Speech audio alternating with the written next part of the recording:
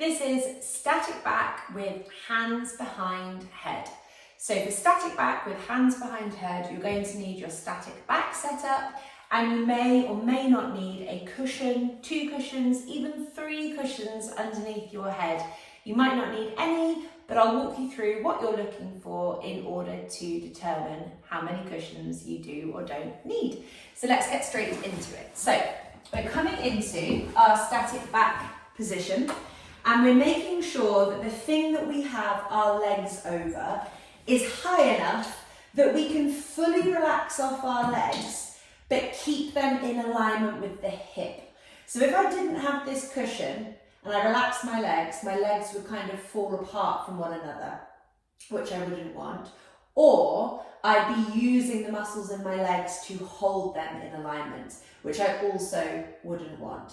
By having a cushion underneath my calves like this, it just props me up high enough so that when I look down at my legs, my hips, my knees, my ankles and my toes are all in alignment with the hip. That is going to help our pelvis relax and balance off. We are going to do 5 minutes here, but I'm just going to walk you through a couple of cues beforehand in order to talk about the cushions, and then we're going to put our hands behind our head as well. So we're switching everything off.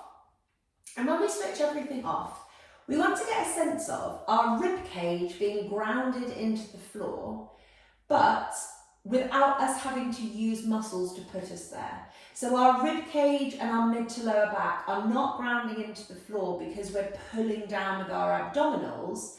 They're grounding into the floor because of gravity. If you notice that you're here and your rib cage is really tilting up away from the floor, and that you have an arch in your kind of mid to lower back, and certainly if you have any spinal tension whatsoever, this is where the cushions become really handy. The higher the cushions, the more it's going to angle your mid-back down into the floor, and it should feel really nice. So you might need 1 cushion, like I said, you might need 2, you might need 3, you might even need 4, who knows? But what I want you to be feeling out for is the feeling and the sensation of your rib cage on the floor. We're not using our abdominals to put us there, we're using the height of the cushions to put us there. That's going to help things relax off in a much more productive way. Okay, so now we're going to put our hands, interlink them behind our heads like so. We're trying to keep our hands on the round skull bit of your head. So you're not putting your hands on your neck. If you do that, you're going to be way more likely to hyperextend your neck. So you're sliding the hands up a little bit further than you think, and you're kind of using your hands to slightly tuck your chin into a bit of a double-chinned position. This is just going to stop you from hyperextending your neck, and it's going to keep you lengthening your neck.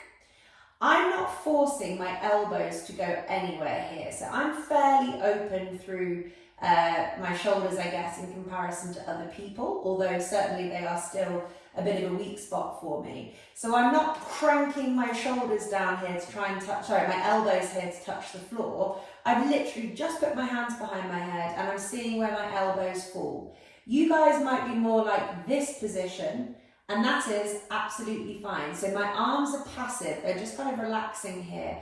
I'm not trying to force them open and towards the floor.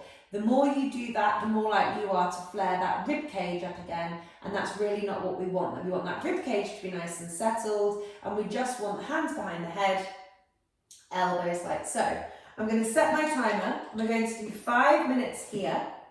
Not forcing the hands to go anywhere, the arms to go anywhere, slightly tucking the chin under using our hand placement, reminding our body to keep our feet, our legs, our belly, everything relaxed, really, except for the hands. The rib cage wants to sink and ground into the floor.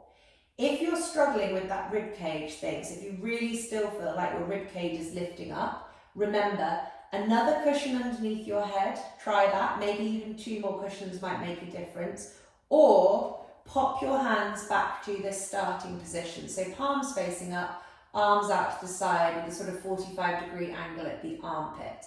Having the hands behind your head might just be a little bit too much for you. So having your hands behind your head is asking rotation of the shoulder or rotation of the arm, should I say, and movement of the shoulder. So if you can't rotate your arms and you can't move your shoulders, what you might notice is that you compensate with your rib cage. That might then feed into mid to lower back tension, or you might want to try and tilt your head backwards loads, which is your neck trying to compensate. So if this isn't working for you, that's absolutely fine.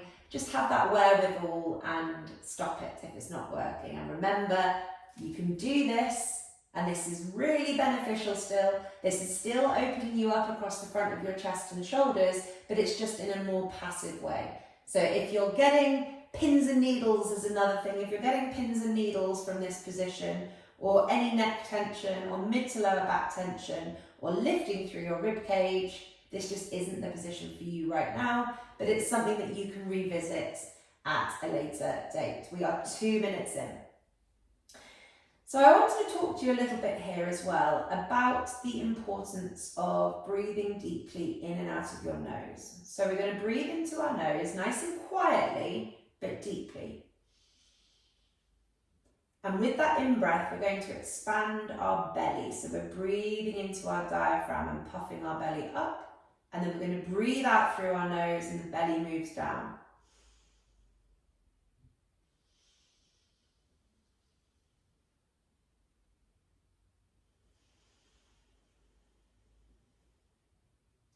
Really focus on that deep nasal diaphragmatic breathing. But like I said, deep doesn't mean loud. So don't let the breath get any louder just because you're breathing deeper.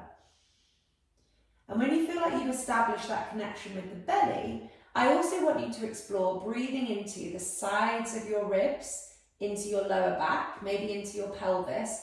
Just play around with where you can send your breath. So anywhere other than the neck and chest is probably going to be a really good exercise for you today. We've got another just under 2 minutes here.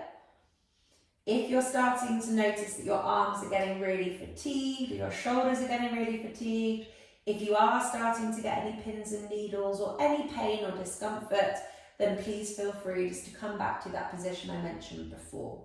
This should feel like your body is able to relax through it. It doesn't necessarily mean relaxing. Your shoulders might be burning, your arms might be burning, but it shouldn't feel like you're holding your breath or gritting your teeth or squeezing your belly or holding tension through your legs. The legs should be relaxing, the belly's relaxing, the pelvis is relaxing. This is a relaxed position, but that doesn't mean that it doesn't come with some effort with what we're doing through the shoulders. Keep breathing.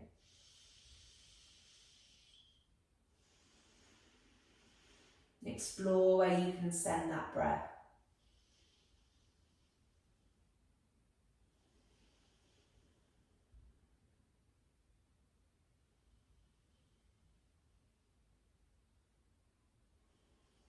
Try and use the breath in the back of your ribs to get them grounding more into the floor. So we don't just breathe with our front body, we want to breathe with the side body and the back body as well. We've got just over 20 seconds left here. You've nearly done it.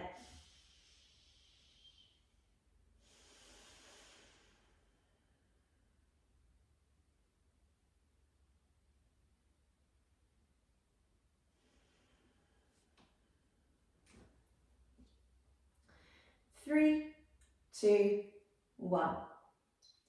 And that was our 5 minutes in static back with our hands behind our heads.